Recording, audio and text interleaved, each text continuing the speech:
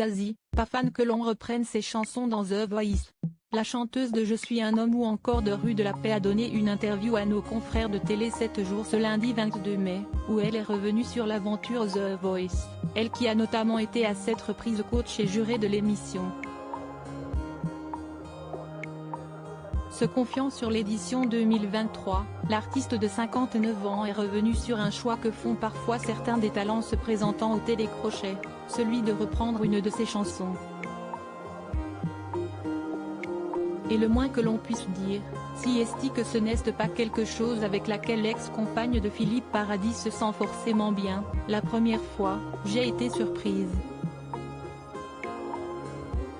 Si limite malaisant a-t-elle confié, expliquant que ce choix des candidats oblige les interprètes originels à être plus objectifs, distants et exigeants face à la performance réalisée. Néanmoins, elle reconnaît que l'expérience peut s'avérer finalement positive, quand la personne propose quelque chose d'elle, si super émouvant. Une situation qui peut finalement rendre heureuse la chanteuse, lorsqu'elle ressent une forme de transcendance sur son titre par le talent l'interprétant, celle qui a fait une promesse à Florent Pagny comparant aussi ses chansons à des enfants, on ne les fait pas pour les garder chez soi, elle nous échappe a-t-elle expliqué. Les futurs talents sont donc prévenus, chanter un titre de Zazie pour espérer être choisi peut donc se révéler à double tranchant. Zazie, découvrez son évolution physique. Zazie, garde-t-elle contact avec ses talents de The Voice?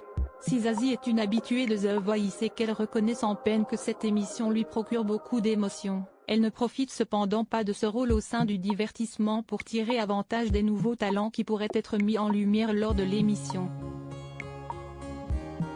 En février dernier, auprès de Télécable Sat Hebdo, elle avait révélé qu'une fois le programme terminé, elle gardait une certaine distance avec les chanteurs mis en avant. Je suis la carrière de certains artistes, mais on ne devient ni leur meilleur ami, ni leur producteur, avait-elle expliqué, ajoutant, il faut pouvoir mettre fin à une histoire. Si est-il un service à leur rendre?